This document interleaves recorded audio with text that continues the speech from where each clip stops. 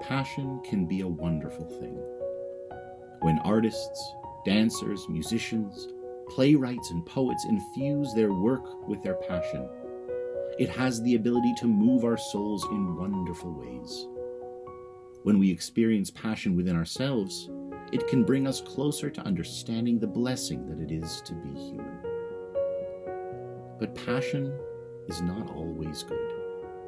Often it is easier to sway the opinion of a crowd with a passionate argument than a just one. Passion can lead to violence and corruption. In Parshat Vayekahel Pekudei, God calls upon all skilled craftsmen, V'chol chacham lev bachem yavo'u v'ya'asu et kol asher tziva Adonai.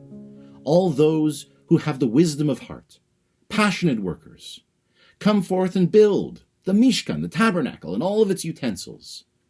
All carpenters, blacksmiths, weavers, tanners, and artists.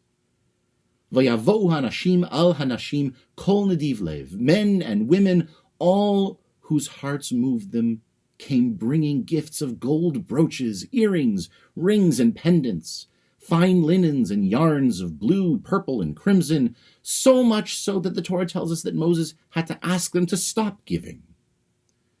But of all these passionate people, ready to give and labor for the enormous project ahead, God singles out Betzalel ben Uri and Ohaliav ben Achisamach to oversee the work as master craftsmen.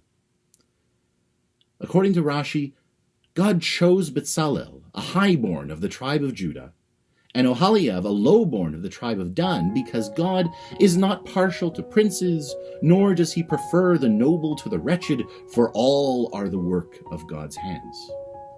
But while this is most likely what Rashi intended to say, Rashi's words could also be held to mean that they, Betzalel and Ohaliav, were not partial to princes, nor do they prefer the noble to the wretched.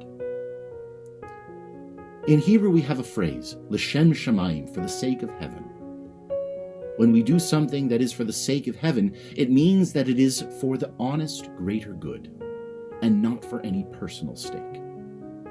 Perhaps Betzalel and Ohaliav were chosen by God for the quality of their characters, the kind of people who could organize the workers under them regardless of their power, their wealth, or social status.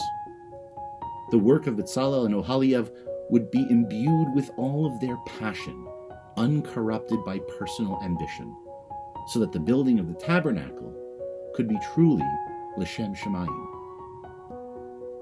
It is healthy for us all to have passions in life, and it can lead us to do great things. But passion alone, unmitigated by good judgment, can just as easily be the thing that stands in our own way of being the best versions of ourselves.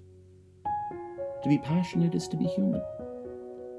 But God expects more from us, as we should from ourselves and our leaders. This has been a Beth Radom Dvar Torah. I'm Cantor Jeremy Burko. Shabbat Shalom.